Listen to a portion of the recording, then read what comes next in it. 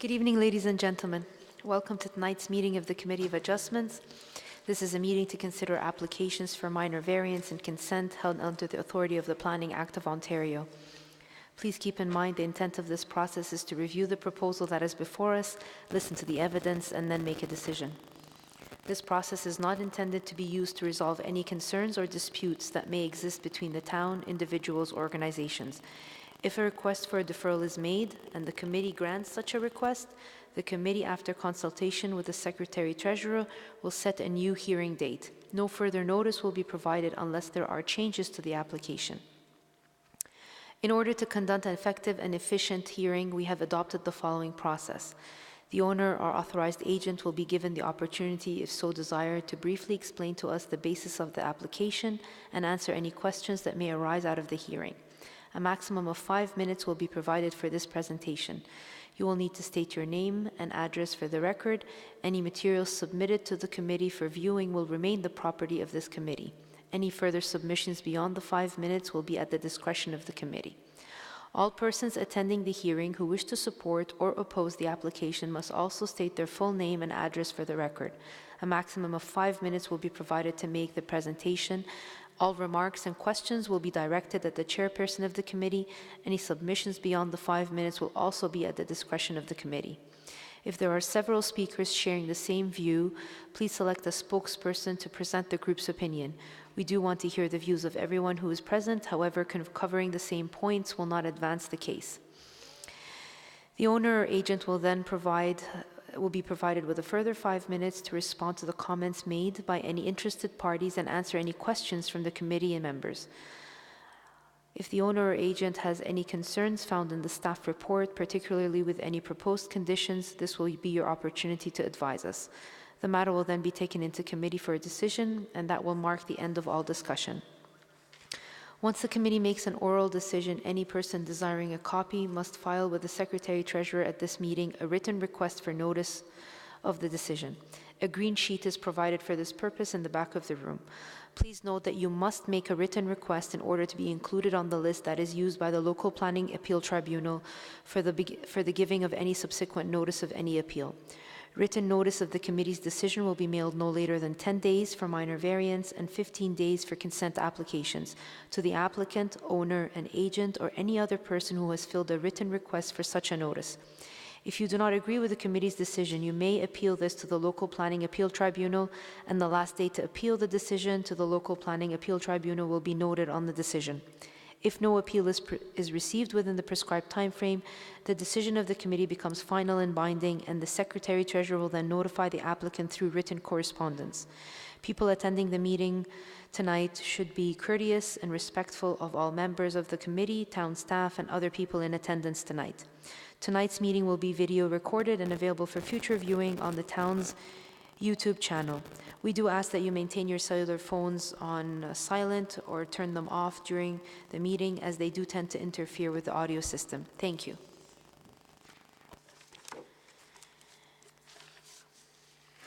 We have two regrets this evening, Mr. Michael Talowski and Mr. Ian Flemington.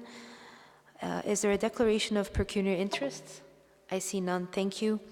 At this time, I will take requests for deferral or withdrawal of applications. Is there anyone here who would seek a deferral or withdrawal of their application?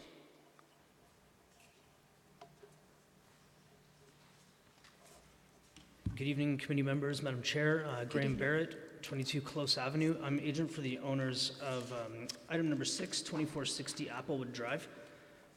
Just like to note that I have been in touch with planning, and it's been brought to my attention that they would like to request a deferral because we have made a few changes to address some planning comments that came late in the game, actually from urban design staff. We are fine with a deferral if this committee would prefer to do it that way, or I can present a slight revision to you when it is our turn. It's entirely up to you.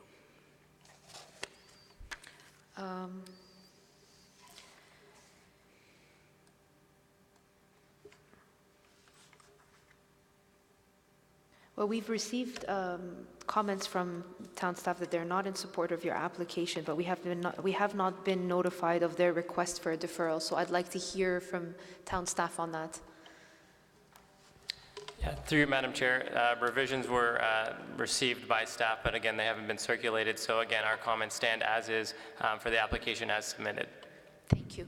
So in that case, Mr. Garrett, it's your decision whether you would like to submit a request for deferral and have your client pay the deferral fee, or you can take your turn and we can review your application as it stands with common staff as it stands. Right, well, we do have a revision that was submitted.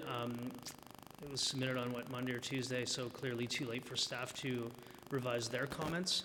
So I'd be going into this with no comments from staff on the revised proposal. If you'd like me to explain it to you, I can. If you think it's better that we defer, we will. As you know, we don't usually accept changes to the applications without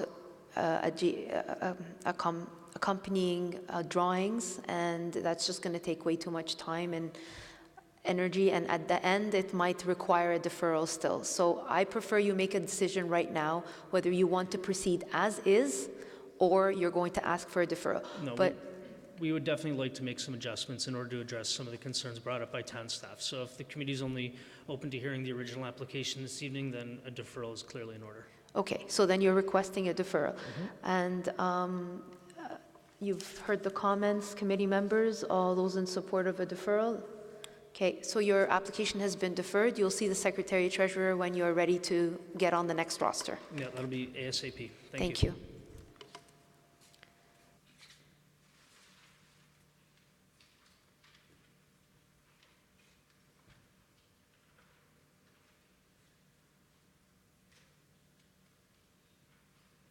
Are there any other applications that request a deferral or a withdrawal?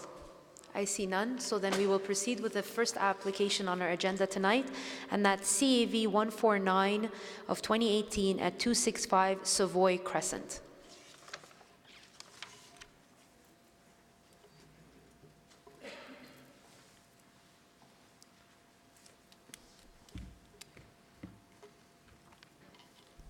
Good evening, sir.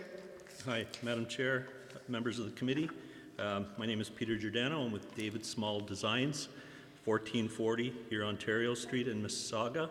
We're here as the authorized agent representing Claudine and Stephen Gallo, the owners of the subject property. Okay. Good evening, Mr. Giordano. We are aware of the application. We've seen the report that town staff is in support of your application, and they have submitted a condition. I'm sure, have you had the chance to review it? This is your time to provide us with an explanation for your application if you so desire. If not, we are well aware of the application and we've done our site visits. And are there any questions of Mr. Giordano at this time? I see none, so then we would be prepared to take the matter into committee unless you have anything further to add. If you'll indulge me, I'll just give you a quick little presentation. Very well, this is your time to do so. Okay, yep. So we're here requesting your consideration on one variance.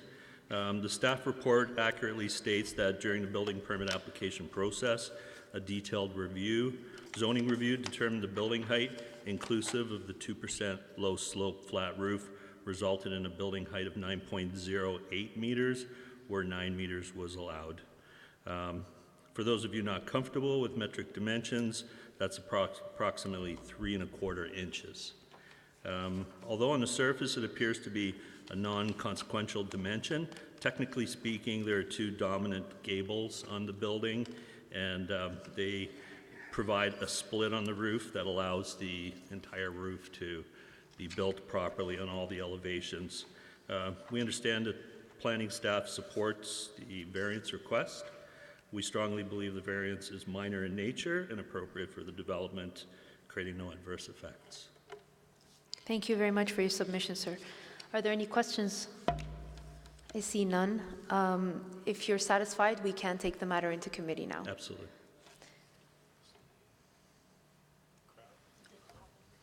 Oh, I did forget to do that. I apologize. Is there anyone here in the audience in attendance for CEV 149 of 2018 at 265 Savoy Crescent? I see none. I usually do have to canvass the audience to see if there's anyone who's in support or in opposition for any reason. So I apologize for that.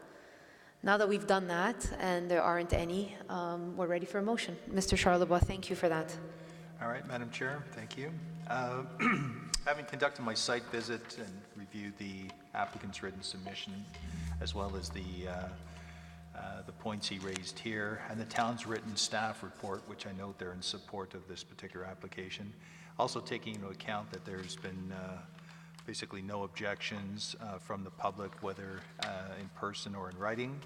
I'm prepared to put forward a motion approving this variance as presented, subject, finding that meets the 4 tests under the Planning Act and making it subject to a couple of conditions. One, that the dwelling be built in general accordance with the submitted site plan and elevations dated January 2018.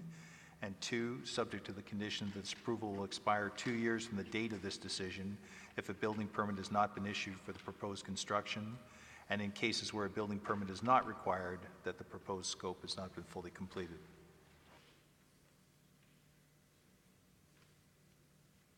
Thank you, Mr. Charlebois. Is there discussion on this recommendation? I see none. All those in support? Okay. The application has been approved. Thank you, sir. Thank you.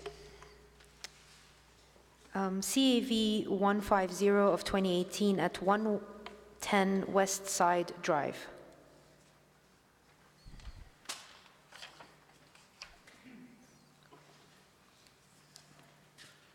Good evening. Good evening.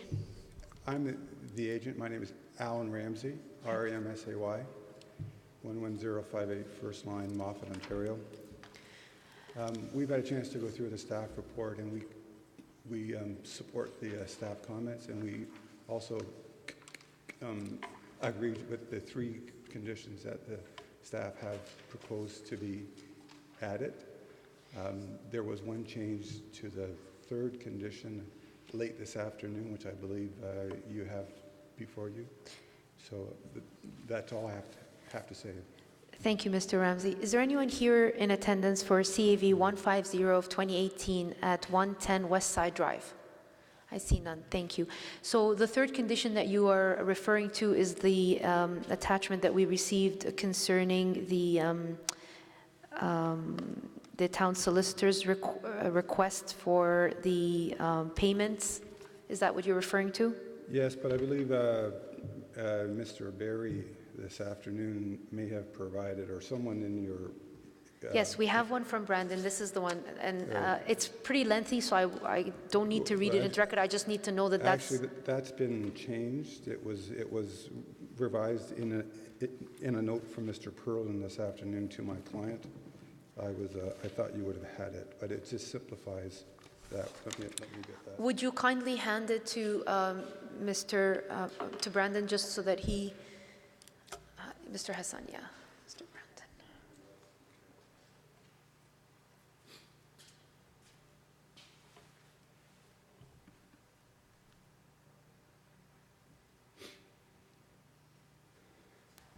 Yeah, to you, Madam Chair, I believe the actual wording in the email correspondence still captures the condition itself. It's just slightly modified, but still meets the intent of what the condition is trying to achieve. So which one would you like us to read into record? The one we have on hand, or the one that you have in your hand right now? It would be the one on record.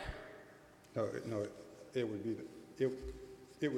be the one that we received from your solicitor this afternoon. Okay, I'm not going to... Sure.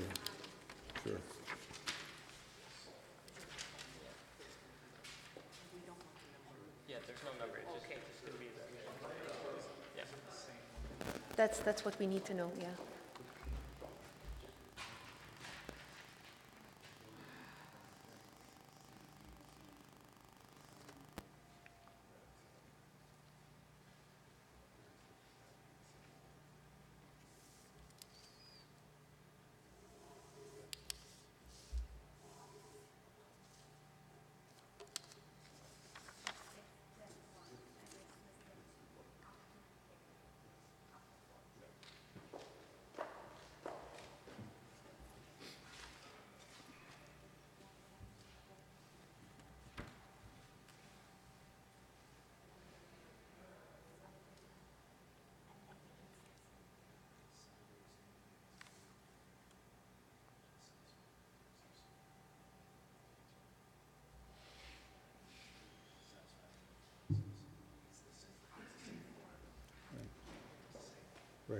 It's just the, Mr. Berry's note had several bits of it, of the version that's not been included.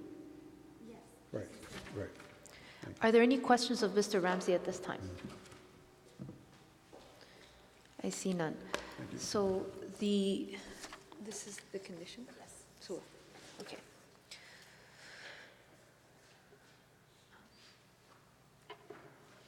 Are there any questions? No? Okay. So, Mr. Ramsey, are you satisfied we can take this matter into committee? Yes, I am. Thank you. Okay. Mr. Hardcastle, I'm ready for your motion.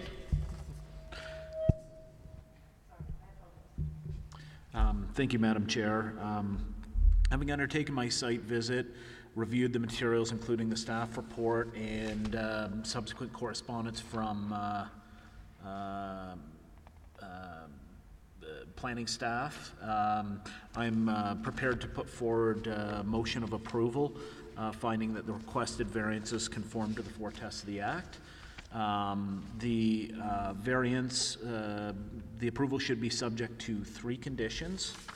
The first being that the proposed apartment dwelling unit and non-residential unit be renovated in general accordance with the plans dated October 22nd, 2018. The second being that the parking provided in the front yard be restricted to the existing driveway location only.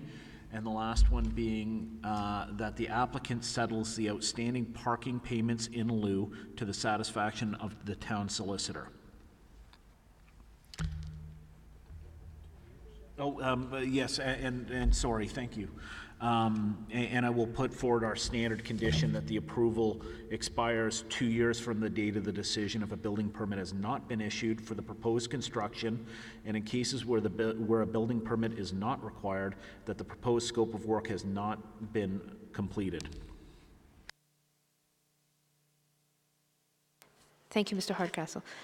Is there a discussion on this recommendation? I see none. All those in support? Okay, the application has been approved. Thank you. CAV 151 of 2018 at 116 Whittington Place.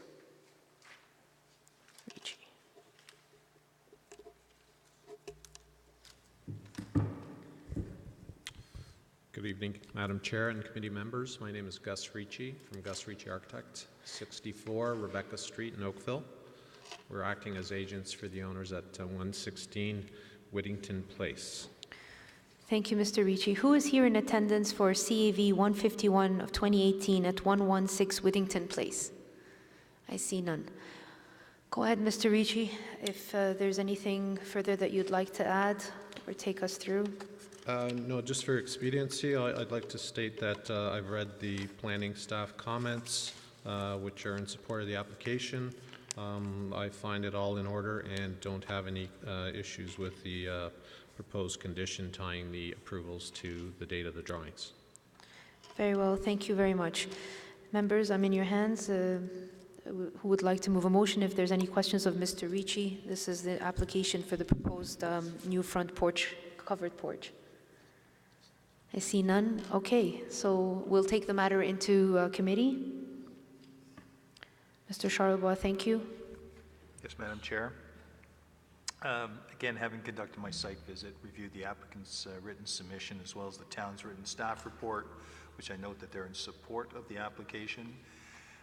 Also taking into account that there have been no written or oral comments, objections, or support from the public.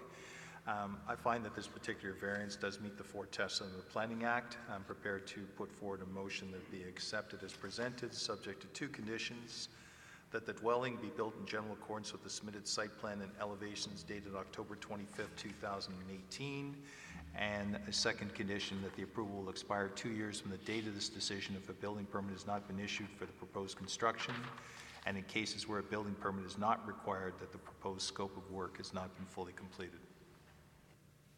Thank you, Mr. Charlebois. Is there any discussion on these recommendations? I see none. All those in support? Mr. Ricci, your application has been approved. Thank you. Thank you.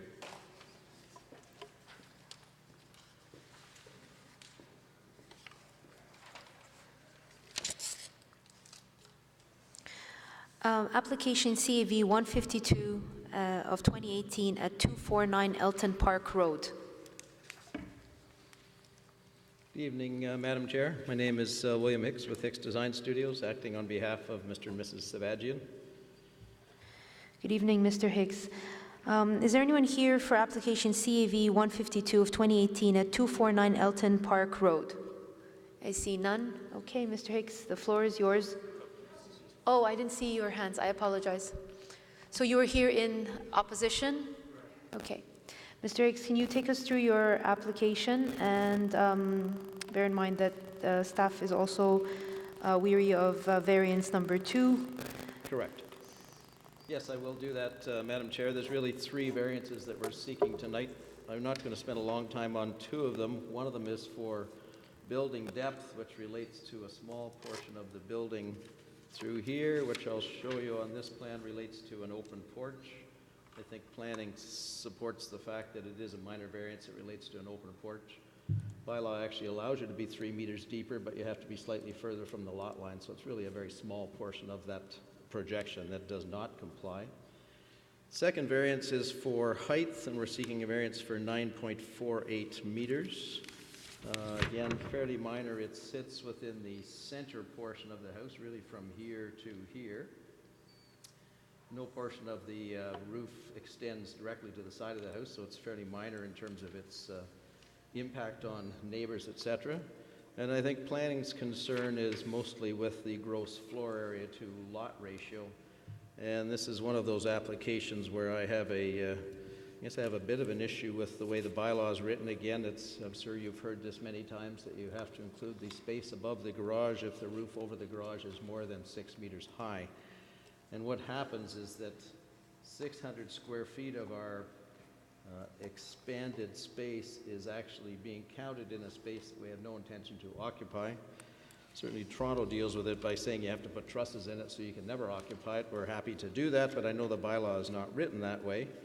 So what I wanted to show you, and certainly in my discussions with planning, they were less concerned if we had that 600 or that 60 square meters out of it. We're seeking a variance for about 20 square meters.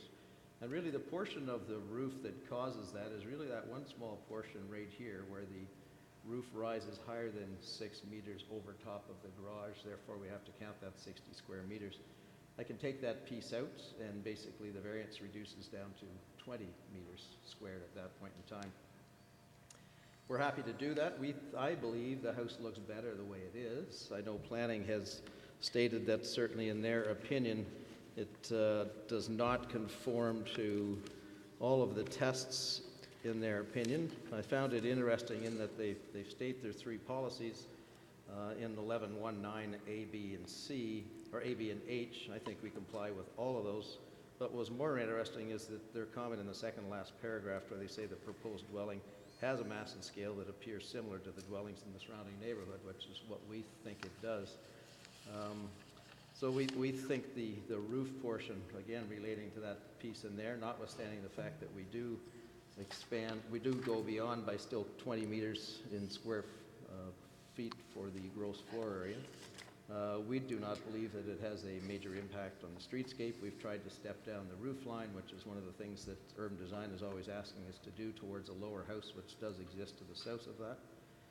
And again, I find it a little bit of an anomaly in the bylaw that one piece of roof that projects above that 6 meters in height causes a 60-meter variance requirement. So I know that there's, I know one of the neighbors has sent in a letter of support, and I've talked to one other neighbor. As usual, we send our notes out to the surrounding neighbors, and I believe one is here tonight to state some concerns. And I'm certainly happy to let him speak to that, but I'll certainly answer any questions that you have first. So. Thank you, Mr. Hicks. Yes, we do have that one letter of support on hand.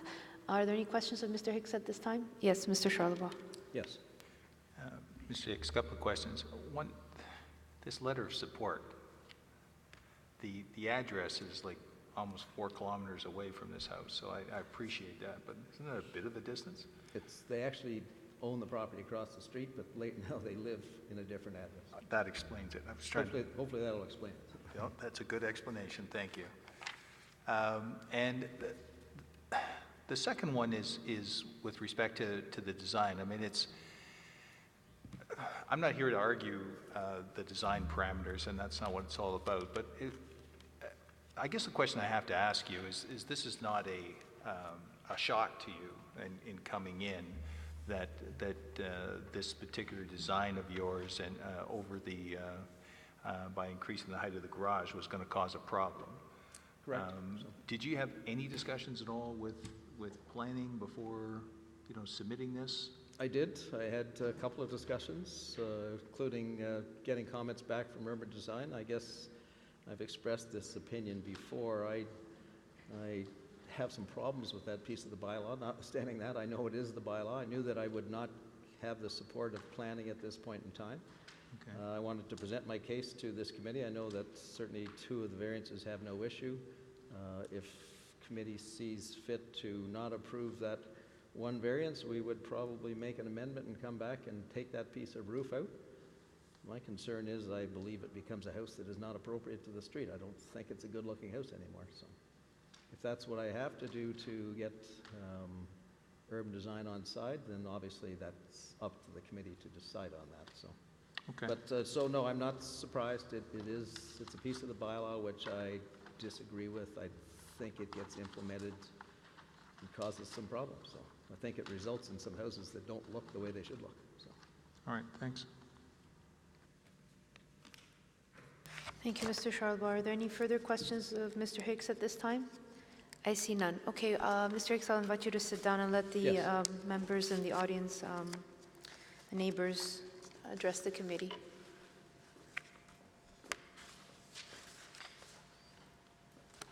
Good evening. Good evening, Madam Chair. My name is Ryan Fan. I'm here with my wife, Josephine Daconcesso. We own the property at 257 Elton Park, which is just west, directly west of the property in question here. I can understand why Mr. Hicks thinks it's a beautiful design, because we think it's a mirror image of our house, which he previously drew up 8 or 9 years ago. And we abide by the same bylaw, and we have the same design feature where there is a vaulted high ceiling in our garage, and so that's counted as square footage, and we abided by the law. So I don't understand why an exception would be granted here. And I actually want to show you, I don't know if it'll fit on here, but let me see if I can do it.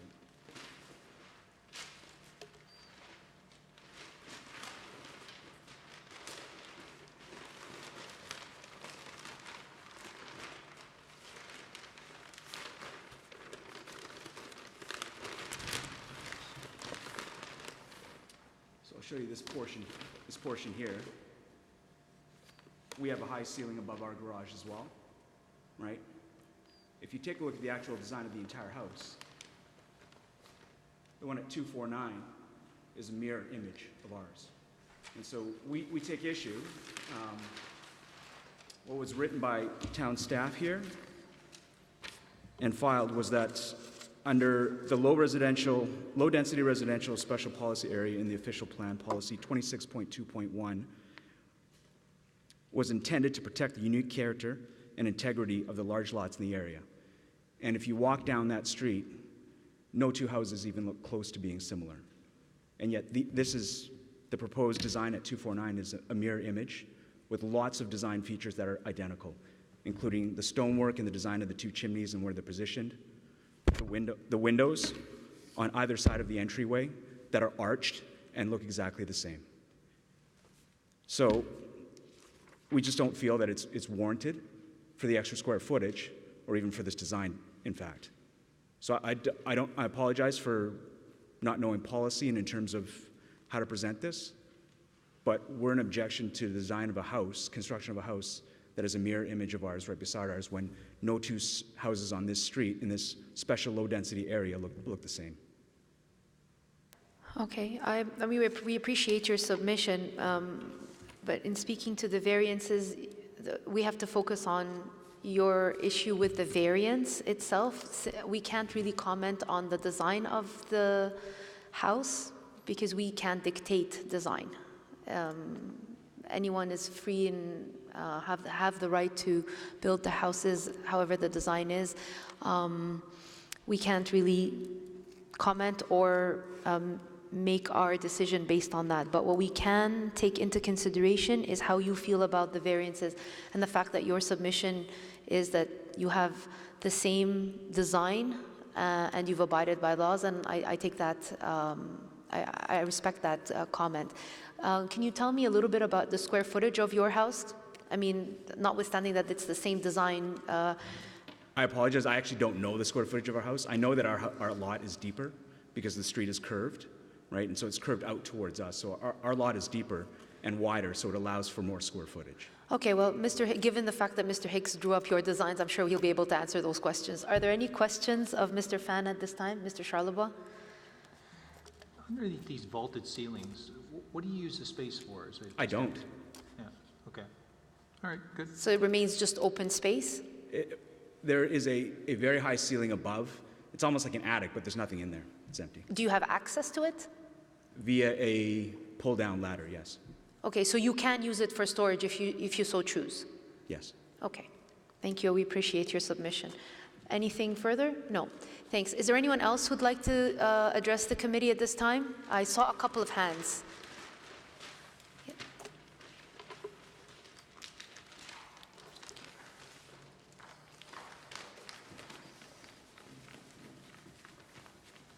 Good evening. Your name and address for the record, please. My name's Annabella Yellen. My address is 241 Elton Park Road. Okay. 241. Okay, I see you. So I'm right beside, Yes. on the other side. Yes, go ahead. They did not copy our design of our house. Okay. I'm assuming it's because it's from the 70s. Anyway, I only had sort of two general comments. One, when I looked at the plans, I did find that it was very similar to the neighbor, so I was concerned about the uniqueness of the area. It is true that not any houses, all the houses are very different, and we certainly want to preserve that look within the community. I am on the side where there is the covered porch, where it extends. I'm a little concerned about whether or not the height variance will cause a bit of a privacy issue on our end. Right now, there are a lot of trees that are a little bit of older trees, and I don't know if they're going to be cut down between our fences.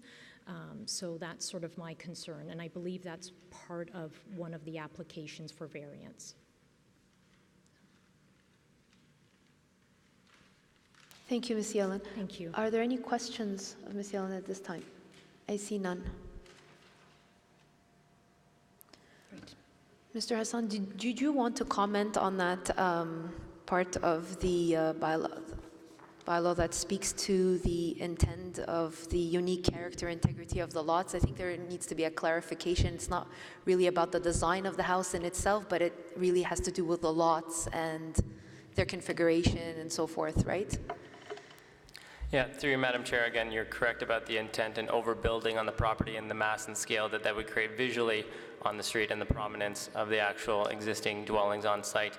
I guess I can go back to an application that we had similarly a few agendas ago, whereas there was the space available within the dwelling, and then ultimately it got built into as a variance after the fact, after the dwelling was constructed, as livable space. So. Thank you for your submission. Mr. Hicks, now that you've heard all the comments, you're invited back and you can respond. Thank you, Madam Chair. I did have discussions with Mr. Fan, who's to the northwest, whatever direction that is in Oakville, so since we're turned diagonally. There are some similarities in the house. I will grant that. The exterior materials on the face of the house are totally different. This is all cut stone, so we've tried to do our best to not make it identical to it, but it is a center hall plan with bedrooms on top, and there's only so many ways that you can deal with something like that.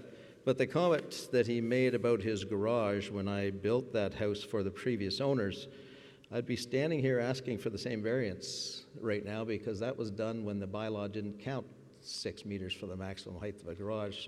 So I would be seeking a variance for that. The existing house does have a variance for building depth. That's the one to the north of us, because I was, before this committee, seeking that same variance. So, but just as an interesting fact, so that the garage roof, we're not that much different than what's shown on his garage roof, but at that point in time, that bylaw did not exist. So otherwise, I'd be asking for the same variance for that house at this point. But Notwithstanding that, I know that certainly Annabelle or Mrs. Yellen on the other side, I had not heard from her. We did circulate a package, which hopefully she got.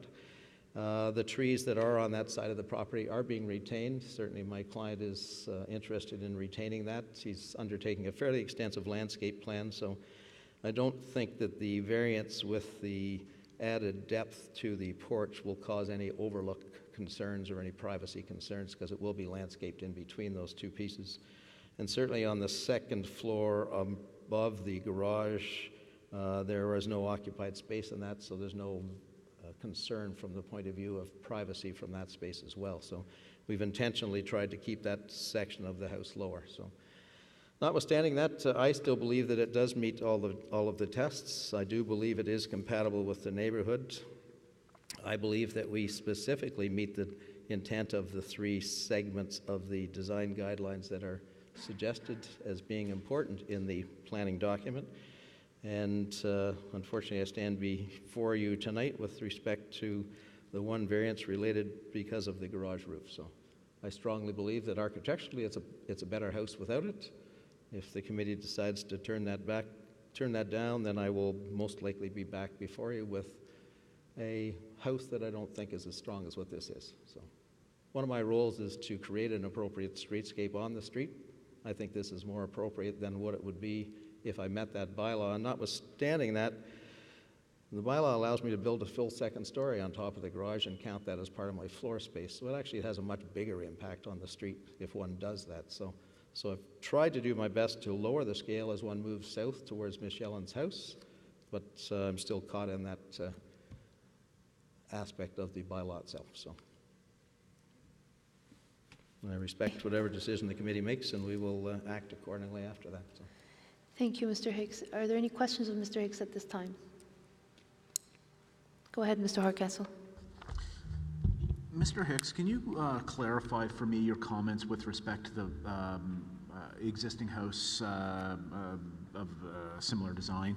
You'd said that that predated the bylaw requirements, the current bylaw requirements, in terms of counting the additional height space above the garage. Yes.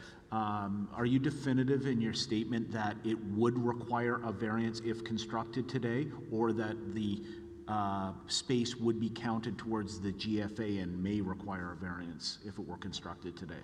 If it was constructed today, 100%, you'd be having to count all of the floor area on top of that garage. I'd have to go back to my file to be 100% definitive on the other, but I'm pretty sure when we built that house, it was pretty much at the limits of gross floor area on the site, even though it is a slightly larger lot. So I believe we had 2 variances at the time that we applied for that house. But, so I can't answer that 100%. So Okay. I can say that it would be counted as gross floor area in today's bylaw. So. Understood. Thank you.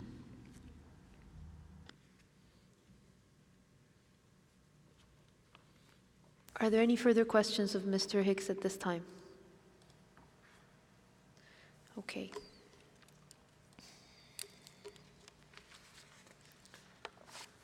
Just bear with us for a moment, please.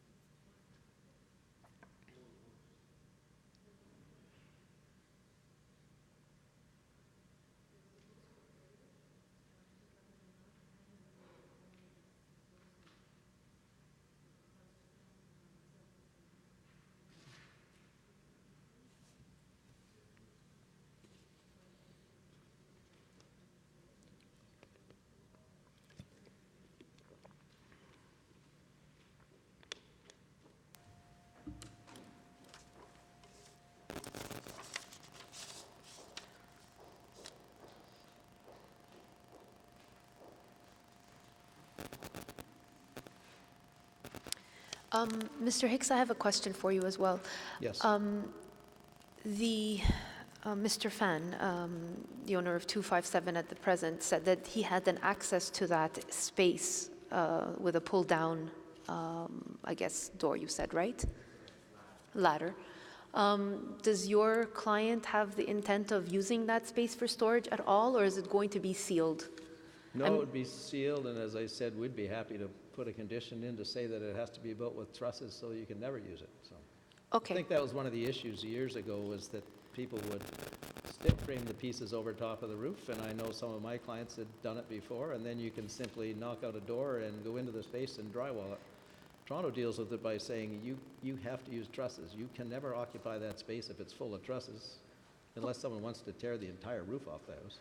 Okay, and I think that addresses Mr. Hassan's concern as well, from other applications that later on people use that space as livable area. Yeah, through you, Madam Chair, it's sort of tied with that, as well as the actual design of the actual element of it, just being the roof itself, whereas you can see on this dwelling right next door, there's a dormer feature on it, which sort of breaks up the elements of the actual design of the roof itself. I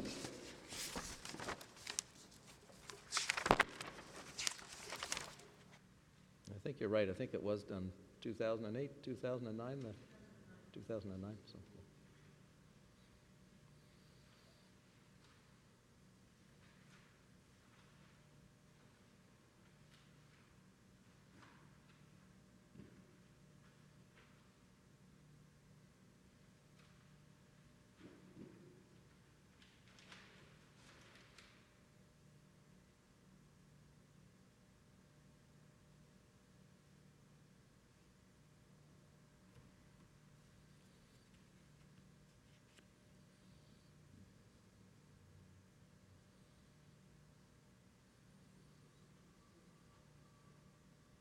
Are there any further questions at this time?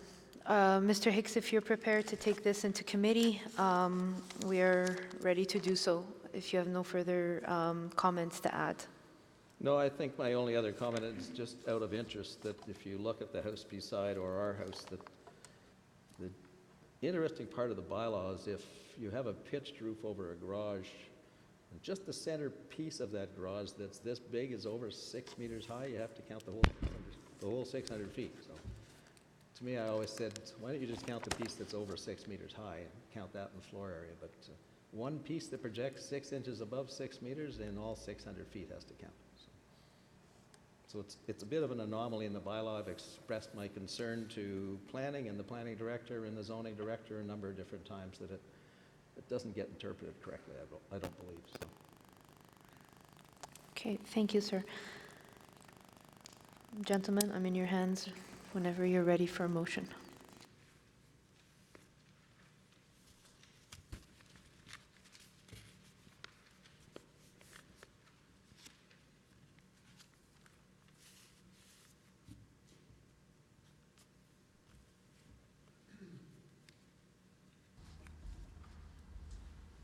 Hardcastle, thank you.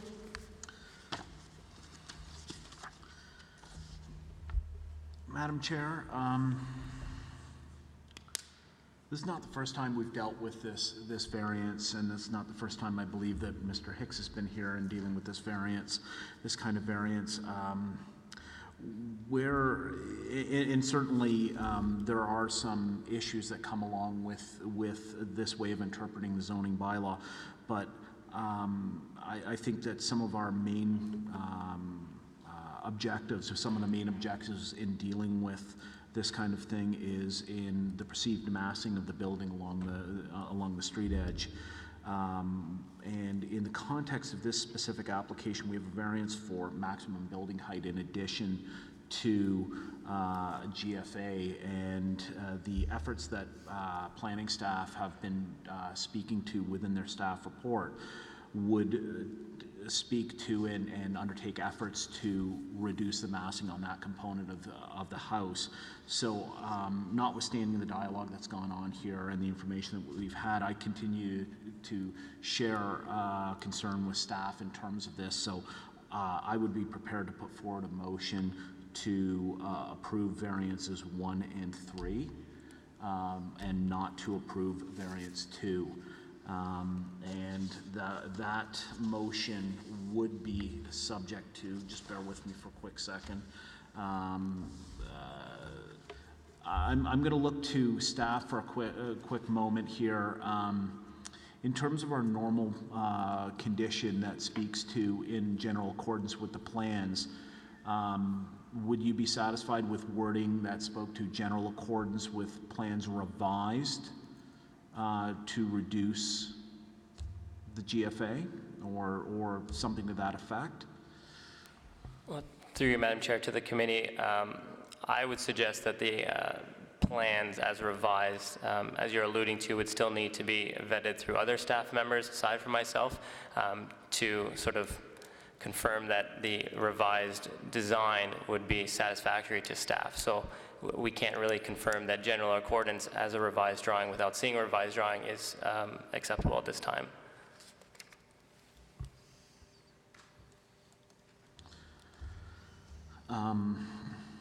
So revised drawings to the satisfaction of the Director of Development, Director of Planning, or I'm looking for some assistance in putting that wording together. Yeah, through you, Madam Chair, that would be more appropriate to the satisfaction of the Director of Planning Services. Excellent, thank you. So that this motion would be subject to that first condition, revised drawings to the satisfaction of the Director of Development Services, and the second, Development Planning Services, and the second being that the approval would expire within 2 years, our standard condition there.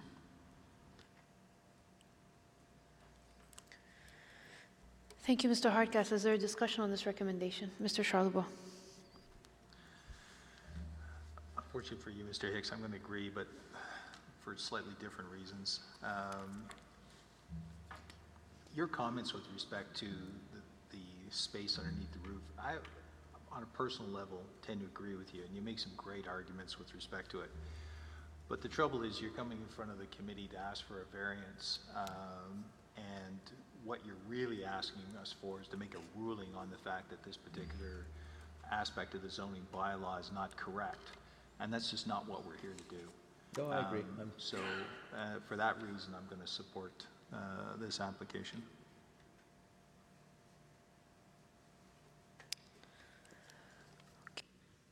Motion is to approve variance 1 and 3 only, and that variance 2 is refused or eliminated, and that the revised plans are given to the Secretary and they are to the satisfaction of the Director of Planning Services.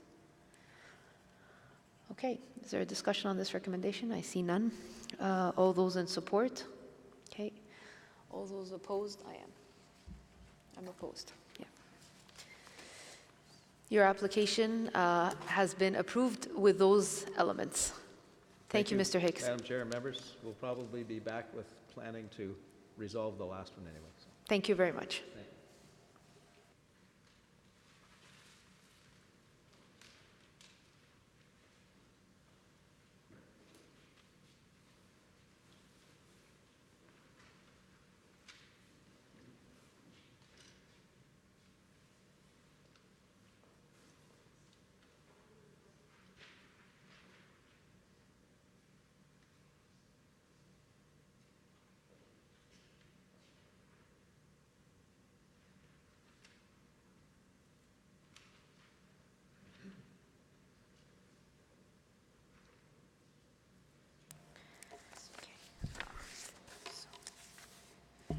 Application CAV 153 of 2018 at 155 Mansfield Drive.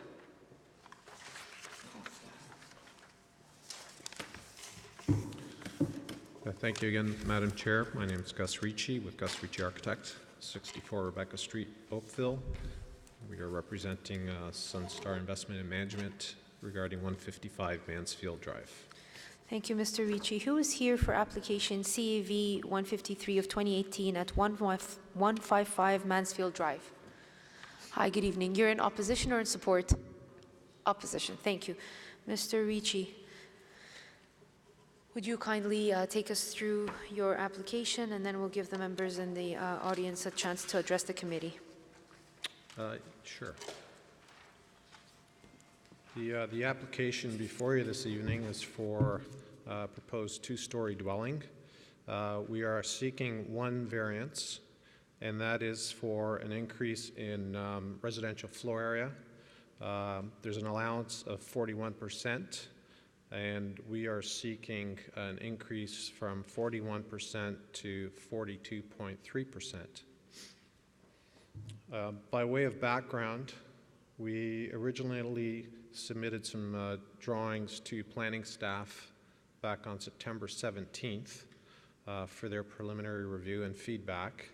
The site plan that was submitted to them included a component of the building highlighted here in yellow, which was a one-story portion that projected into the rear yard. That site plan, as it was submitted, would have required an increase from 41% residential floor area to 45.2 actually. So from 285.18 square meters to 314.5 square meters.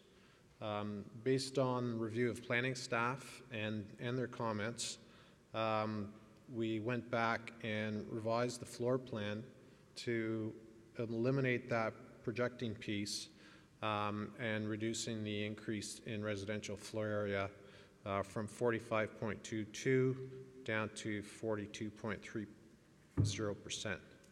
I just want to point out that the increase in floor area is 9 square meters, which is approximately 97 square feet over the allowable. Once again, I just want to reiterate that we don't seek any other variances. We meet all the side yard setbacks. The minimum's 1.2. We're at least 1.3. And if you look at the westerly side here, there's a component here which is actually the family room component, and it's actually 1 story. So the setback along this side, even though it's 1.3, is only for a 1-story portion of the building. On the east side, we stepped the building back quite a few times, and the aim there was to make sure the mass of the building is concentrated towards the center and away from the side property lines. We believe by doing this, it helps minimize the impact on the neighborhoods and to the neighboring properties. We believe the increase in floor area is negligible. It's 97 square feet. I'd have a hard time trying to pick out a house that's 3,000 or 3,100 square feet just from the street itself. So we feel it's quite a negligible variance to be asking for. We believe the variances are minor in nature, desirable and appropriate development for the area, and they meet the general intent and purpose of the official plan and the zoning bylaws. We've read the planning staff report and find it acceptable, and don't have any issues with it, and accept the conditions stated in the report as well. Thank you. Thank you, Mr. Ricci. Are there any questions of Mr. Ricci at this time? I see none. Okay. Who would like to address the committee first? I'd like to state that we do have 8 letters of objection on hand. Yes. Good evening. Madam Chair, my name is Heather Veach. Okay. I'm at 161 Mansfield Drive. Very well. We do have your letter and the attached signatures to your letter. Yes. Thank you. Go ahead. My basic concern is with the size of the house and how it will fit in with our neighborhood. We're a neighborhood of 1,000 square foot bungalows. Many of my neighbors that I talked to and who signed the paper, we're planning on staying here for the rest of our lives, which is, 20, 30 more years, and this house just does not fit in with the neighborhood. It's huge, and there's been other developments in our neighborhood, and they've managed to build within the zoning bylaws, not asking for extra square footage. And I don't know, my house is 1,000 square feet, so another 100 square feet would be an awful lot of square footage in my house. So I know in a 3,000 square foot home, it's nothing, but to my house, it would be a lot. So I just don't think this is going to fit in with our neighborhood. It's huge. It's going to block the sun to Mary's. Mary lives on the north side of the house. Luckily, I live on the south side. It's going to make shadow over her entire house and most of her yard. And she's a gardener. Thank you for your submission. Is there any questions of Mrs. Veach? Yes. Mr. Charlebois? Sorry, just one question. All your arguments are probably pretty valid. The thing that I have to deal with here is the applicant's asking for the house to be 9 square meters or 90 more square feet. In eliminating that square footage, I'm not sure it's going to Make that much of a difference to me. to you, yeah, Yeah. or to your neighbor Mary, and at the end of the day. So I guess what I'm asking you is, I know you don't like the size of the house. I know you would rather not see it there. But the question that's being asked of me is, can I put an extra 90 square feet inside of this house? And I was wondering if you had anything specific with respect to that. Not really. So you do understand that they have the right, as of right, to build 2 stories, Yeah. to build to that footprint. So you do appreciate that? Yep. Okay, thank you for your submission. Are there any other questions of Ms. Veach? No. Someone else had comments? I saw several hands. So she represented the group? Okay, thank you very much. I appreciate that. Mr. Richitz, your turn up at the podium again.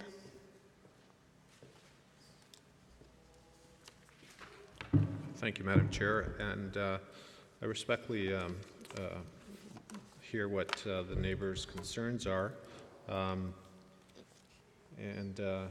Unfortunately, if we drive around the area, we'll see there's a lot of development going on, and those smaller one-story dwellings are being removed for new homes. I'm sure that the committee members have taken a drive through the area.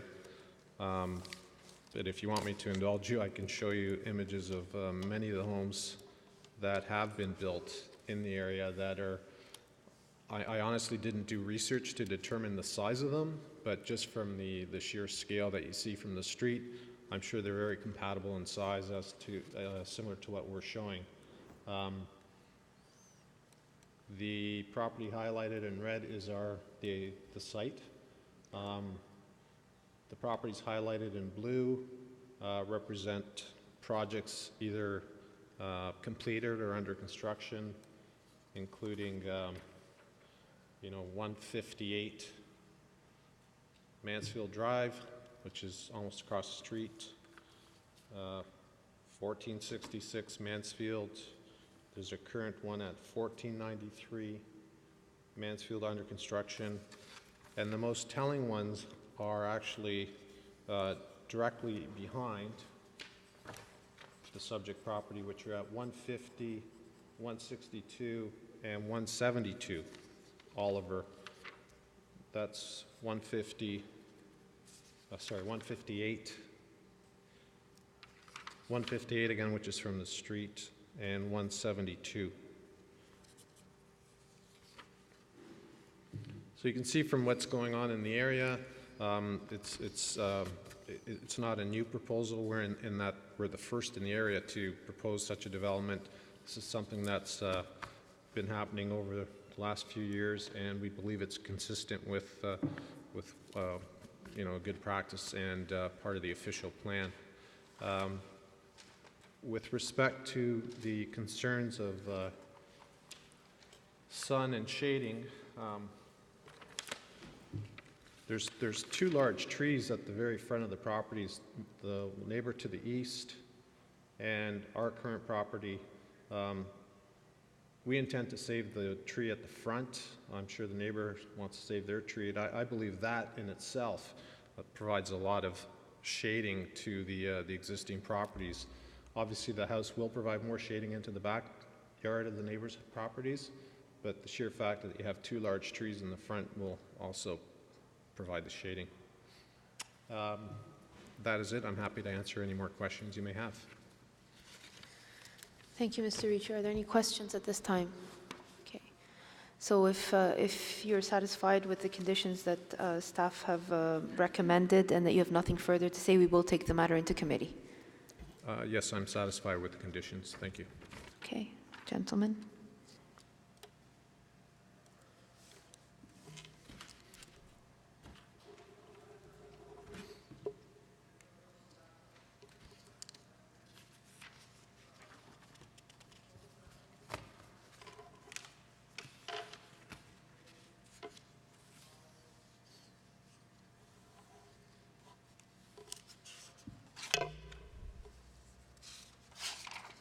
Ready? Before you have your discussions, can I just ask, have you received the perspective drawings as part of your package? The perspective. The perspective three-dimensional drawings? Yes, yes.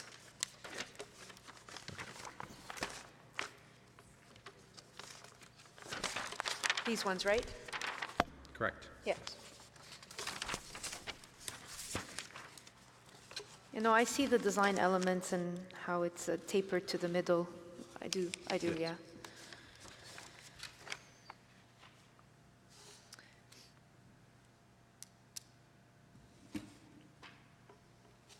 Go ahead, Mr. Charlebois, thank you. All right. Madam Chair, just in a preamble here, I'm conducting my site visit, reviewed the applicant's written submission, as well as his comments here, and as well as the town's written staff report, which I note that staff is in support of this. And dealing more with the public objections, which we had Senator Veach and present orally, as well as deliver a package here with 7 or 8 signatures on it. Ma'am, I just wanted to deal specifically with this because as I said to you, I think before, some of the comments in here are valid. When we look at these particular variances, we're not here to necessarily deal with the facts that are in here. We're here to deal with the particular variance itself. And it's not really a question of numbers. Every citizen has the right to apply for a variance to the bylaws. That's why we exist. That's why the committee's here. When I look at something like this, in terms of the square footage, the key thing that I'm looking at is, okay, they asked for more square footage, but how did they go about doing it? Did they exceed the building envelope? Did they, did they need variances to the side yards? Did they need variances to the front? Did they need variances to the height? And typically what I find is if in the design of the building, and I think as you can see from the perspectives in here, the type of design that they have, which is relatively square, enables the applicant to get a little bit more square footage into it without affecting any of the other things. And it's because of good design that he's really able to do it, as opposed to the fact that I think he's trying to exceed the bylaw. So for that reason, I find myself influenced by the applicant's submission as well as the drawings that are in here, and I'm going to support this particular application as presented, finding it does meet the 4 tests under the Planning Act, making it conditional upon 2 conditions: that the dwelling be built in general accordance with the submitted site plan and elevations dated October 25th, 2018, and subject to a second condition that the approval will expire 2 years from the date of this decision if a building permit has not been issued for the proposed construction, and in cases where a building permit is not required, that the proposed scope of work has not been fully completed. Thank you, Mr. Charlebois. Is there a discussion on this recommendation? I see none. All those in support? Your application has been approved. Thank you. Thank you.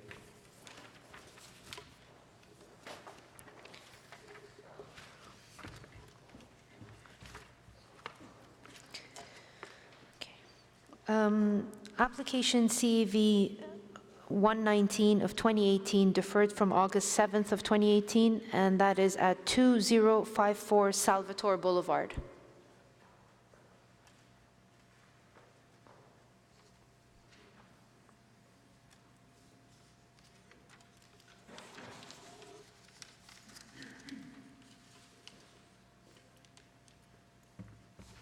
Sorry, but did you not miss one on the list? Which one? Applewood Drive? Oh, Applewood Drive was Mr. Garrett's application, and he requested a deferral for I see. it. Okay, So were you sorry. here to represent someone else? Nope, I'm here to represent Salvatore Boulevard. Okay. Madam Chair, members of the committee, my name is Peter Giordano. I'm with David Small Designs, 1440 here Ontario Street in Mississauga. We're the authorized agents for Kieran and Abby Nagy, the owners of the subject property. Very well. Thank you, Mr. Godano. Who is here in attendance for application CV 119 of 2018 at 2054 Salvatore Boulevard? Okay. Are you in opposition or in support, sir? You're in opposition. We do have one letter of objection. I'm not sure if that was you, but we do have one. No? Okay. Mr. Godano, please take us through your application, and then we'll give we'll find out who he is when he comes up to the podium to address the committee. Thank you. Okay. We're here today requesting your consideration on 3 variances. We had an original hearing on August the 7th that we chose to defer to enable us to have additional discussions with the planning department. The original staff supported the garage variance and the front yard setback, but they had issues with our proposal of coverage, and at the time we were only 26.7% coverage where 25% was required. Although we felt this to be a reasonable request, we opted, with the cooperation of our clients, to work with planning staff and reduce the coverage number even more. The coverage reduction process resulted in a reduced garage area, even though this was originally supported in the original variance. We were hopeful that our reduction to 25.87% would satisfy the planning department, but in our negotiations, they asked that we reduce the effect of the building length by moving the house forward on the property. The house was then moved forward an additional 1.5 meters. The combination of home reductions and site plan adjustments ultimately resulted in supportive comments from planning staff. I understand there was a last-minute letter of objection from a neighbor at 2049 Lakeshore. And they were upset that the public notice meeting was not circulated to their address, but when I saw where they were on the map, they appear to be outside of the 60-meter radius of circulation. They state that the zoning bylaws exist for a reason, but fail to understand that the Committee of Adjustments process exists to address specific conditions where general bylaws can cover a blanket statement, zoning, of course. We strongly believe in our variance requests that they're minor in nature, they're appropriate for the neighborhood, and they pass the 4 tests of Section 45 of the Planning Act, and the planning staff appear to support that position. Thank you, Mr. Godano. Is there any questions of Mr. Godano at this time? I see none. Sir, I'll invite you to sit down for a moment.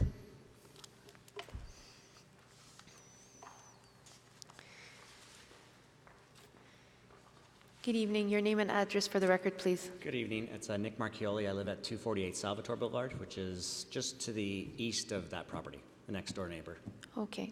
So the main issue I have with the variances are with the garage variance.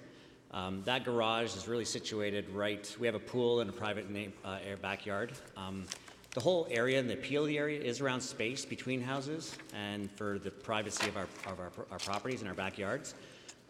We bought it because we also back onto the property, the parking behind us. So we just feel that the garage going outside its variance just imposes too much of a visual aspect to our pool and our backyard, and not sure why it's necessary to have garages that are outside the variance. And then there's probably only one. It's not a variance right now, but I don't know if it should be. As the pool area, I don't have a picture of the property right now, but the pool they're proposing is actually situated back in the creek bed area. And I don't know if everybody knows this, but I've lived there for 15 years, and that area pools up in the spring, so it's probably not a good place to put your pool.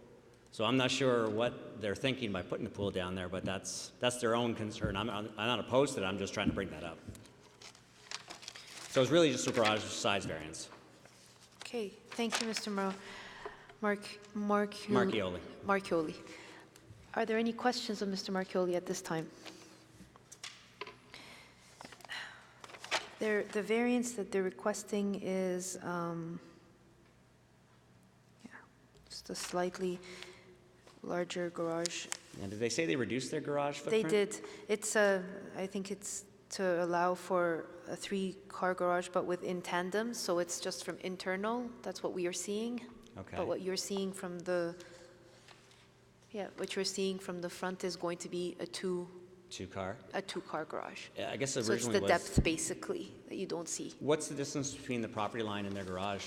Well, they're not requesting a side yard variance, so they're well within the property line.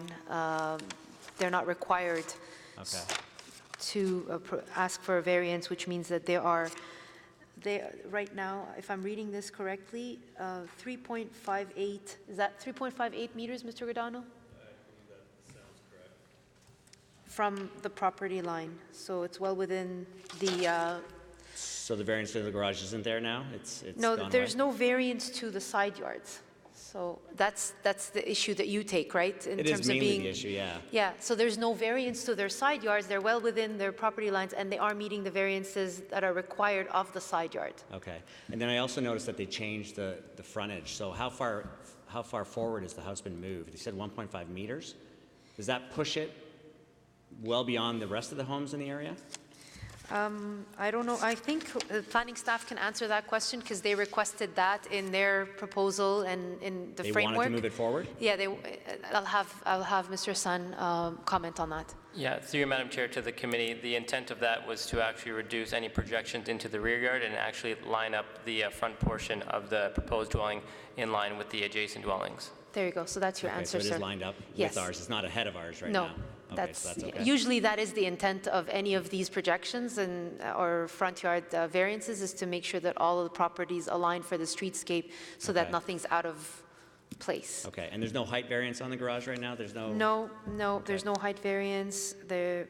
Everything, all they're asking for is that small moving forward into the front yard based on what planning Right. staff asked, and then the slight lot coverage increase, and they've reduced their garage from before, or is it increased? I'll have Mr. Godano, yes, decreased, yes. Okay. So the overall variance, what was the overall variance on the property? In terms of what? The total, I guess, size of on the lot? It's only 0.87%. Okay. Yeah, I guess it's different from when I came in August, it was Yes, and I larger. think that's what they're trying to demonstrate, is that they have worked with planning staff. Now planning staff is in support of it, and I mean, that as a committee, that's what we like to see, Okay. that everyone Yep. is falling in line with, and are on the same page. Okay. And hopefully you've answered your questions, but You feel free did, to that's ask. fine. As long as it's within reason. I just didn't want to be enormously large garage. And then the other thing is about the pool. I'm not sure if you guys talked about the pool, where you're putting it, because. Thank you for bringing that up. We have issues with drainage and. There is there, yeah. That come in front of us all the time, and we can't regulate that, but certainly engineering and site planning will have to go into that perspective to make sure that these things don't happen. Okay, all right, thank you. Sorry, can you clarify your address one more time? The secretary just didn't catch Sure, it. it's 2048. 2048. Yes, right next door. Thank you. Okay, thank So have you. we answered all your Yeah, questions? we're okay. Thank you, sir. Mr. Godano, it's your time at the podium again. I leave the comments to you. Madam Chair, members, I think you've represented it properly. We're not asking for increased height or increased FSI, so the floor area isn't larger.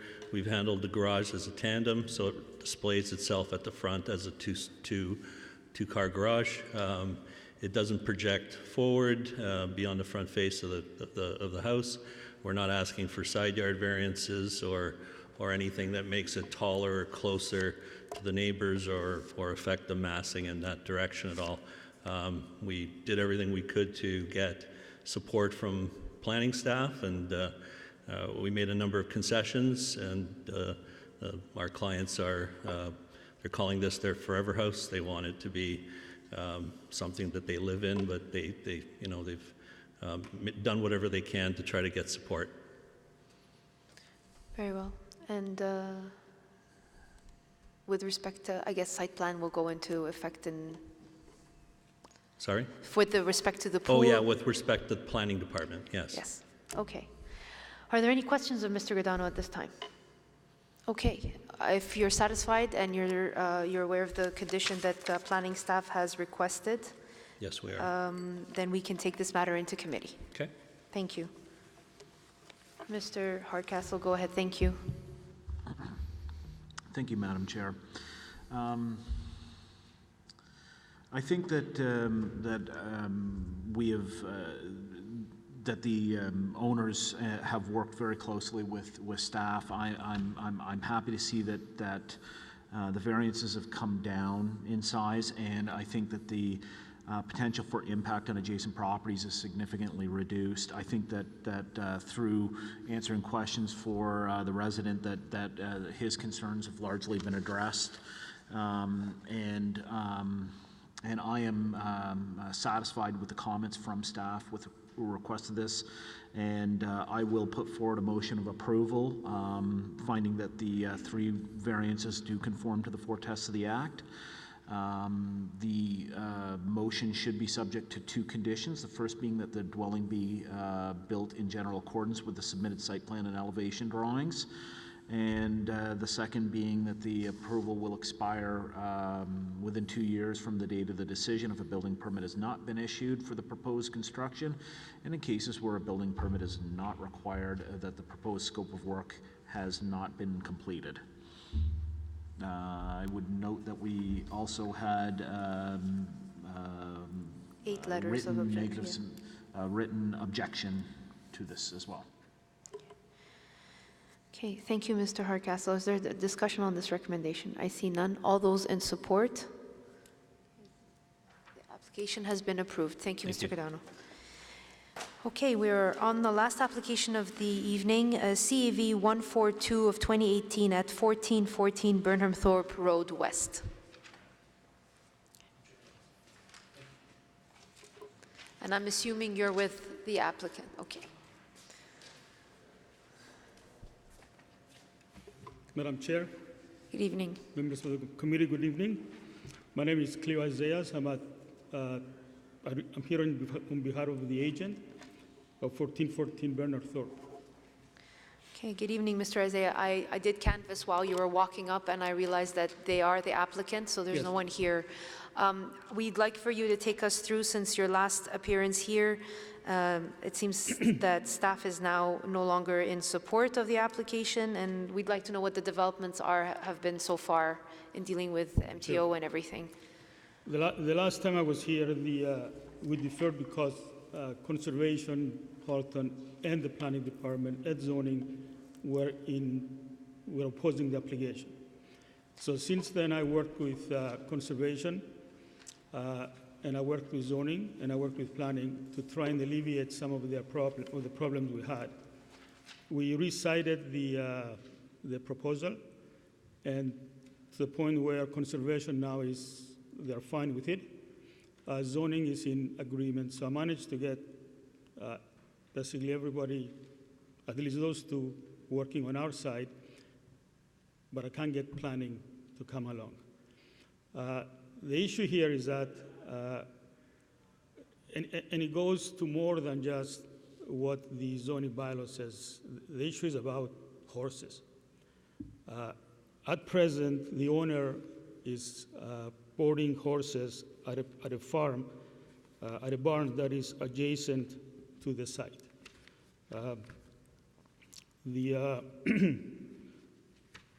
The site where the horses are now has since been sold, so the barn is to be demolished by the developer.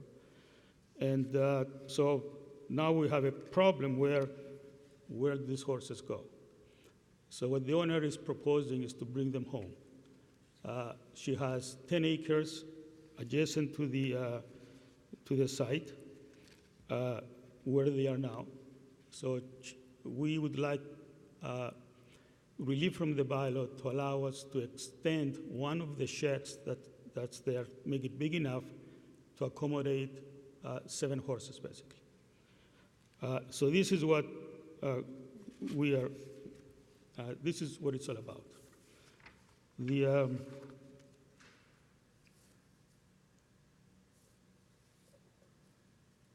Right now, the horses are housed right there. This is 1300 Bernard Thorpe. Bernard Thorpe is along here. This is the property of the owner. There is these 2 little specks, the little dot here. These are the existing horse sheds. So our proposal is to take one of the sheds and expand it to accommodate the 7 horses. Now, these horses they're what at least I think what the owner told me, 3 of them are what we call rescue horses. They're basically, if it wasn't for the Tadeos, they would be dead now. So the other 4, they are used by the children of the family. They ride them, and they've been doing this for like 13, 15 years. Notwithstanding what the bylaw says in terms of accessory, whether something is an accessory building or it's not, I think there is the issue here of how do we handle the situation where we have these horses that have no place to go. The property is sold where they are now. The developer wants to continue with their plans, so they're going to tear down the barn. So that's where we're at. This is the reason why we're here. Now, notwithstanding that, I do take I would like to address some of the assumptions that the planning department is making with regard to what constitutes an accessory structure or not an accessory structure. And I think the gist of what they're basically proposing here is that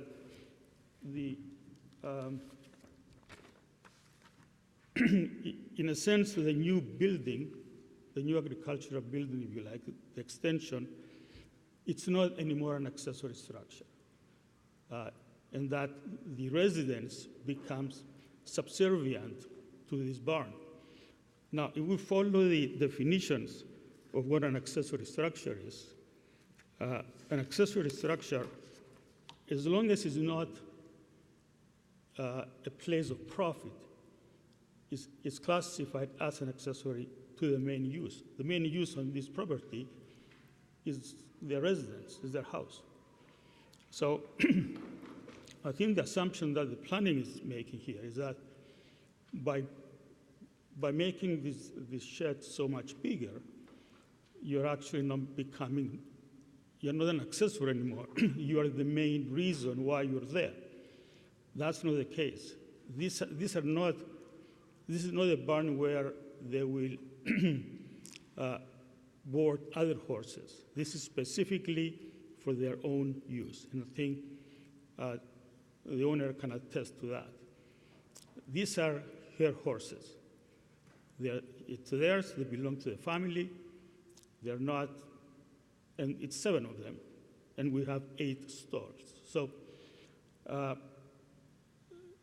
the second assumption that the planning department is making is that, and this is where I worked with the zoning department, is that the zoning department was quite clear that as long as we extend the existing shed, they did not have any issue. So it's not really a new building, it's an extension of an existing building. So, and then how do we prove that it's an extension? It's by keeping 2 of the walls. And that was the definition that the zoning department came up with. So we revised the application so that the new, if you like, building is an extension of the existing one. So the third objection the planning had was that it will impede future development. I don't see how that can come into the question. Why would a barn with 8 stalls prevent anybody from doing a subdivision there? So in essence, actually speaking to that, is that the developer that bought 1,300, they actually gave us a letter of support. So we do have support from basically the entire street.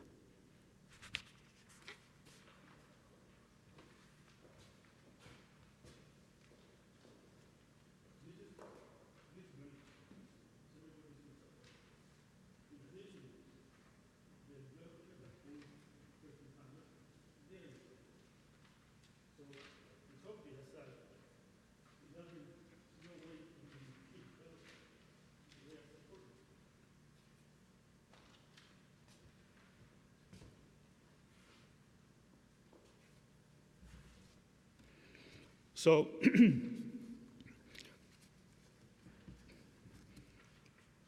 I feel strongly that this application is it meets the 4 criteria.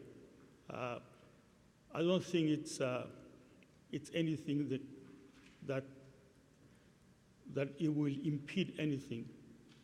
It will impede future development or in any way be bad for the neighborhood. As you can see from the support, the whole street would like to see this happen.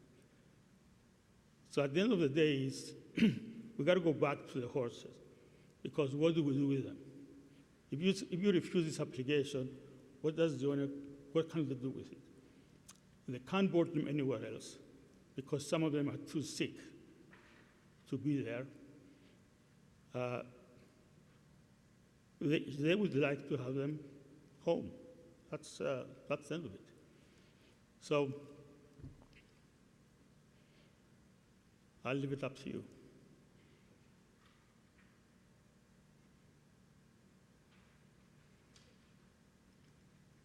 Are there any questions of Mr. Isaiah at this time? Mr. Hardcastle, go ahead. I note that there are 2 existing sheds on the property. Yes. Term that was used in the planning report. What are those 2 sheds used for right now? What are they set up for right now? Sometimes they move some of the horses if they're too sick, so they're close to the house. So they're like stable buildings, Yes. but smaller in scale? Smaller in scale. How long have they been there? It must be at least 5 years. 5 years. So 2000 6 or 7 years, maybe. Yeah. Okay, 6 or 7 years. Okay. So 2012 kind of thing. 2012, 2013. Yeah. Okay. And you had stated that the proposed stable would be utilized only for the purposes of the family, only for, it wouldn't be a rental venture No. or a commercial venture in any form or fashion? No whatsoever. It's purely for looking after these 7 horses. Okay. Okay, thank you.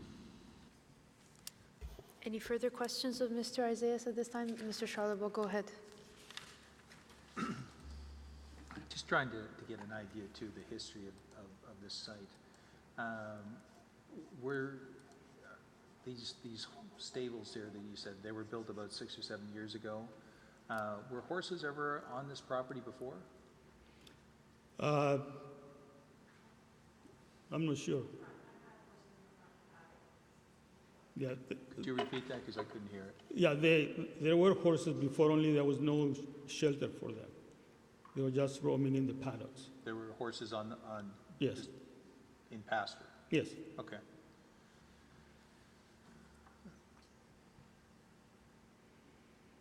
And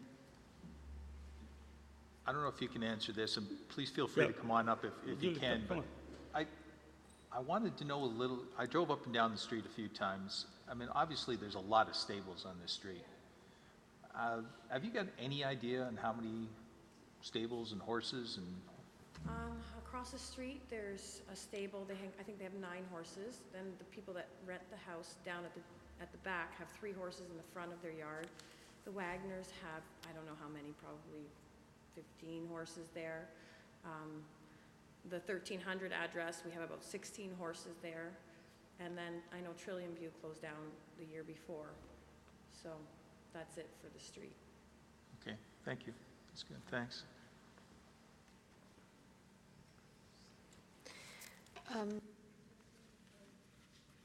Mr. Hassan, the members of the committee have a question for you.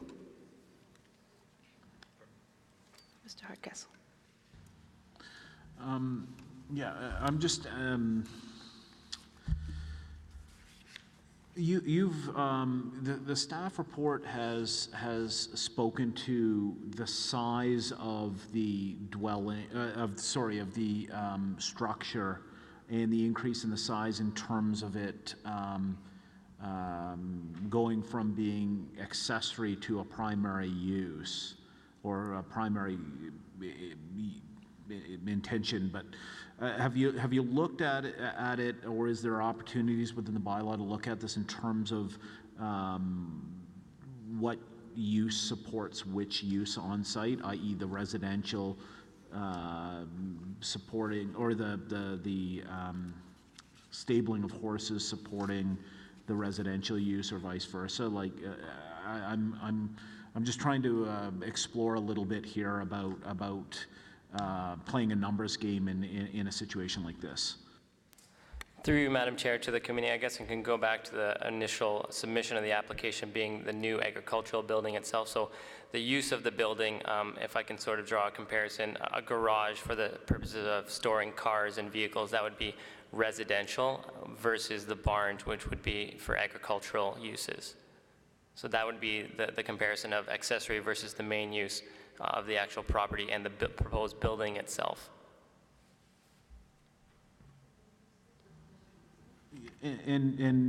But most agricultural uses contain a residential component that goes along with it. You know, resident farmer, if you will, resident horse farmer.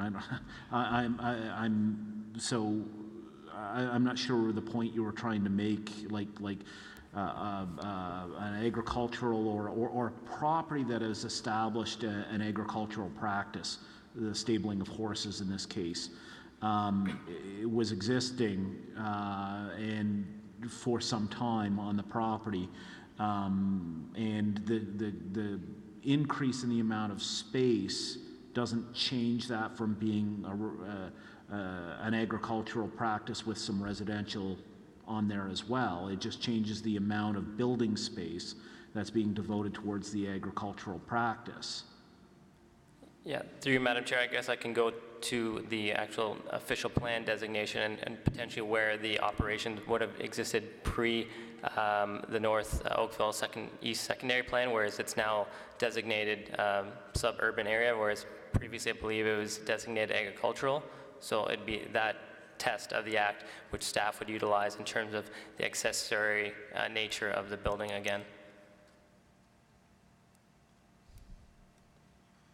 So if all these adjacent properties who have stabling of horses, if they were to come in with a new proposed change to their development, whether it be an extension or, then they would fall under the same variances that we are looking at right now?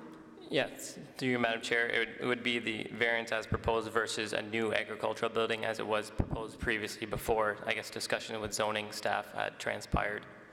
Okay, so then it would make sense to maintain the use as an existing non-conforming use, right? Yeah, through you, Madam Chair, that'd be correct. It'd be the legal non-conforming, and then the scale of the expansion is where the contestation sort of comes into play. Triggers. In terms of the scale of what the building would ultimately result in. Okay, understood. Mr. Charlebois?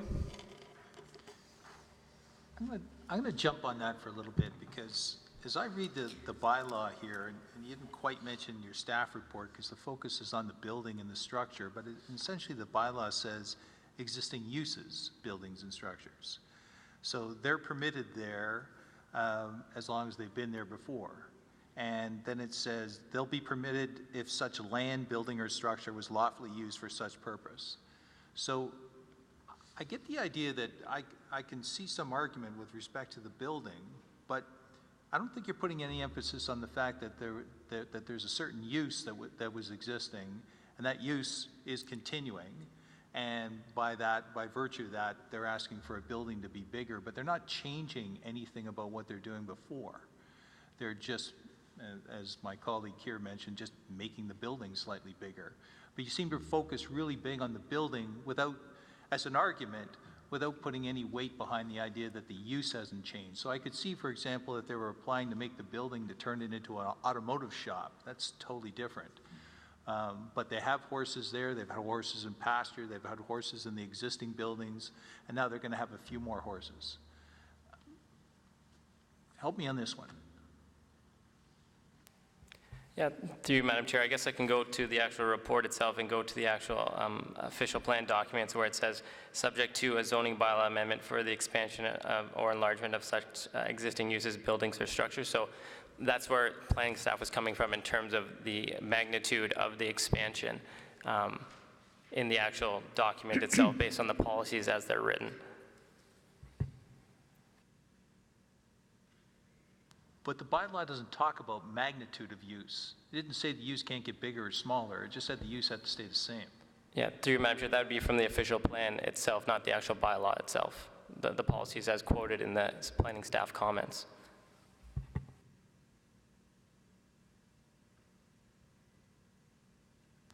So your bylaw is in conflict with the official plan? Is that what you're trying to tell me?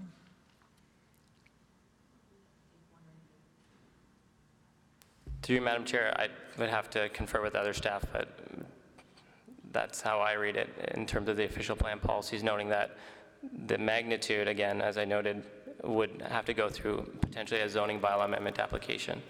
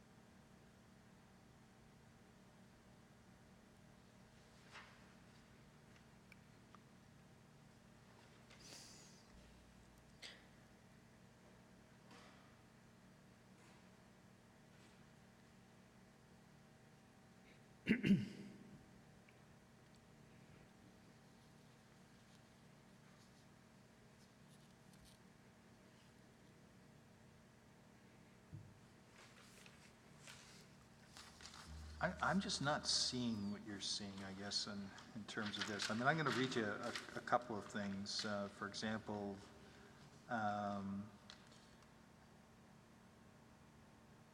you know, it says, for example, here it says, notwithstanding any other provision of this plan or the official plan, this plan is not intended to prevent the continuation, expansion, or enlargement of existing uses which do not conform to the designations. So in my mind, when I read something like that, it seems to be okay. And when I read the zoning bylaw, when it talks about, it doesn't talk about necessarily all this stuff that you brought in, that it doesn't seem to make a big deal from the fact that you, for example, you said that the shed is an accessory building and now the barn is a standalone agricultural building, but quite frankly, those are not defined terms under your bylaw. Those are just opinions. They don't, there's nothing you can point to in the bylaw that says all of a sudden this becomes a change in use. And so I don't think it's a change in use. I think the use was the fact that there were some horses there, and that hasn't changed. The fact that the building got a little bit bigger, I'm just not seeing the argument in here. I'm not saying that there isn't one. I'm just saying I'm not seeing it.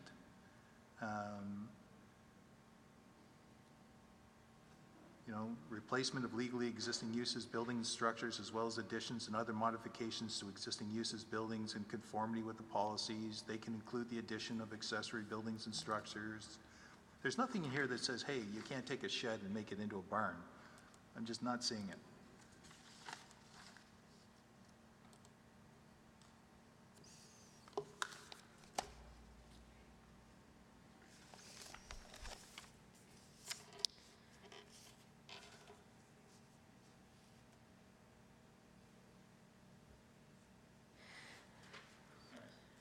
I agree with Mr. Charlebois. I mean, the proposed change is well in proportion with the existing use that the applicant had.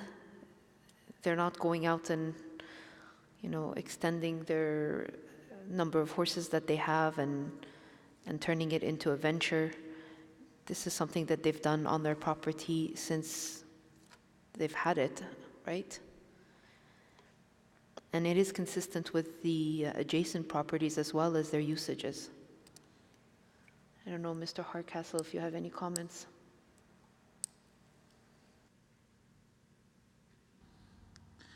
Well, I'm struggling a little bit with the policy framework that's laid out in the staff report, where under quotes under section 7.6.7.3 suburban area. There's quotations here, and my colleague had quoted the first paragraph, but on the second page, and this is I'm looking for some help from planning staff with respect to reconciling that first paragraph that Mr. Charlebois quoted with what is spoken to at the top of this of the next page. Provisions may also be made subject to a zoning bylaw amendment. Is this the triggering policy that you're referencing in your interpretation? Please help me understand that a little bit. Yeah, through you, Madam Chair, you'd be absolutely correct. In terms of the policy framework under which the application is submitted under, that would be the trigger that states that it would not be minor in nature to grant the expansion itself, rather than the zoning bylaw amendment application being potentially the more appropriate vehicle for dealing with it. And that is based upon the proportionate size of the building. So triggered on sub B, that the proposed change is in proportion to the size of the use as it existed on the date of enactment of this plan? Yeah, through you, Madam Chair, that would be correct in terms of the actual agricultural building itself. If you grant me just a moment, I can pull up the previous decision from, I believe, 2013, when the horse sheds were permitted on the property.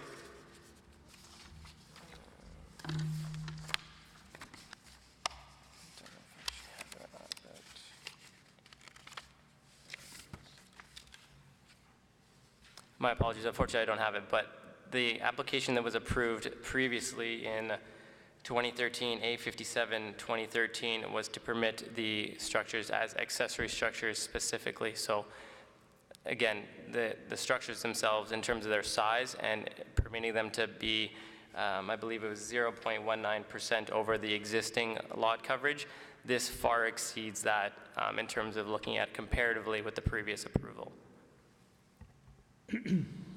So your position is based upon that proportionate increase in size of the accessory structure, therefore triggering the need for a zoning amendment versus a minor variance as the appropriate tool to deal with this. Yeah, through you, Madam Chair, that would be correct. Okay. So you're looking at it in terms of a proportionate increase in size versus representation of lot area or anything like that, or coverage? No, through you, Madam Chair, that would be correct. Okay. Thank you. If I may, we're still under 1% coverage. 1%. I can understand the argument if we are in a city lot. Things have to be in proportion. We have 10 acres. The fact that the need to go went from 1 horse to 8, therefore the use expanded by that much. But we have so much room, I don't see the argument. The use is continuing, everything is the same. The shed is being expanded. This is not for profit. I can see if this was for profit, because then in the definitions, it's quite clear that it's not an accessory structure anymore, it's a main use. But the definitions of an accessory structure, it's quite clear. It's accessory to the main use of the whole lot, which is somebody's house. And we do have 10 acres. I mean, it's not you have to look at it, and to go for a rezoning. What are we rezoning? What will the rezoning application consist of? We're not changing the use. Are we rezoning to say that we're allowed a bigger building? There's no such thing in the provision of either the official plan or the bylaw.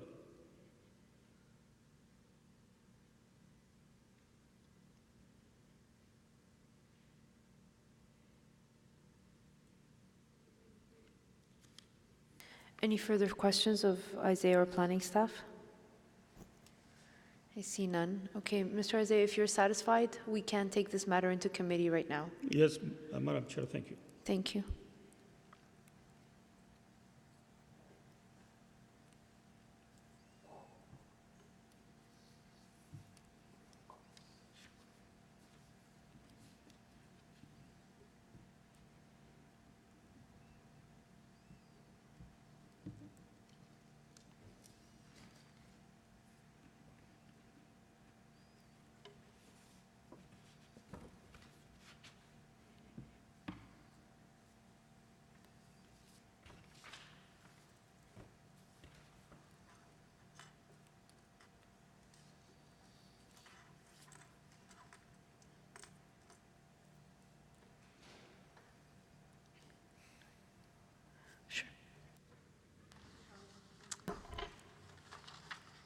All right, Madam Chair.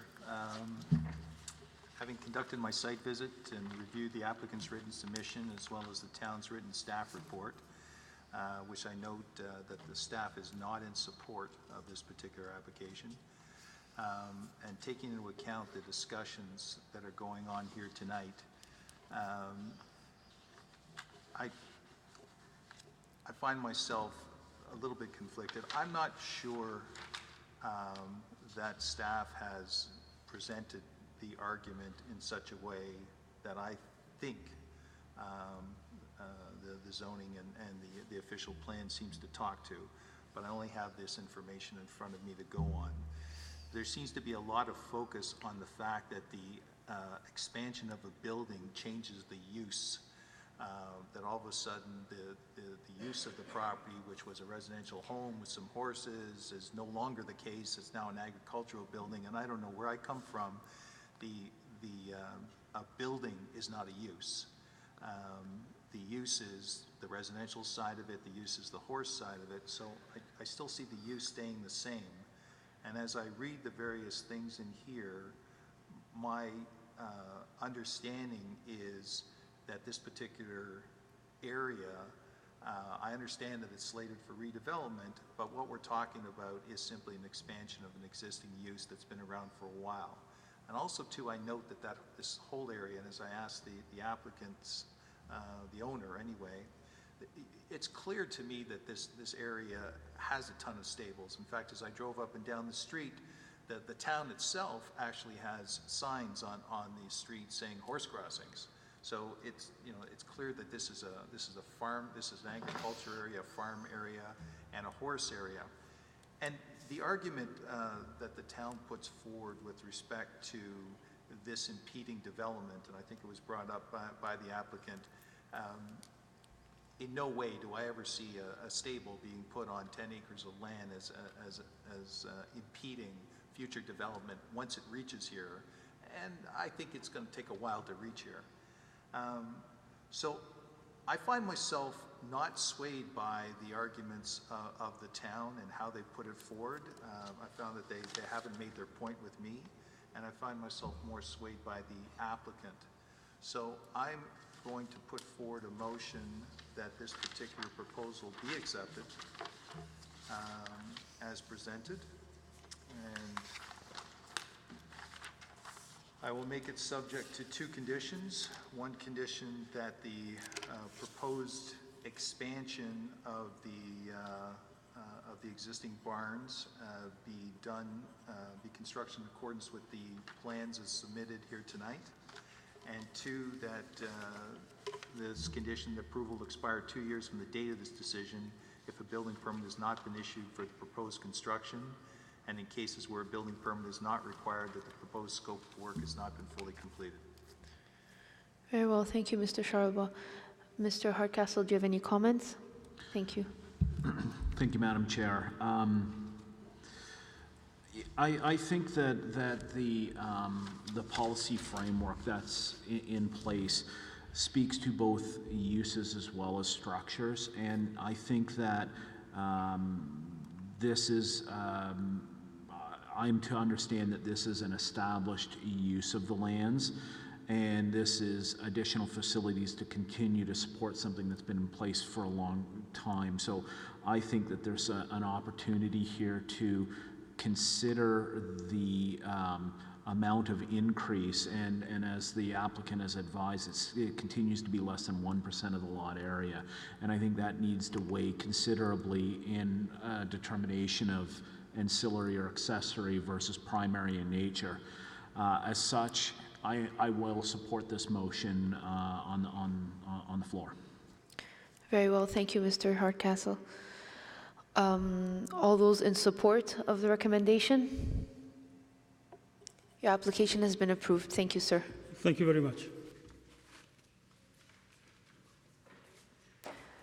Gentlemen, we have minutes to confirm for November 7th. Minutes to confirm for November 7th. Put forward a motion. No, sorry, November 6th. Oh, sorry, I'll put forward a motion for approval. Motion for approval, Mr. Sharba. Motion to adjourn, Mr. Hardcastle.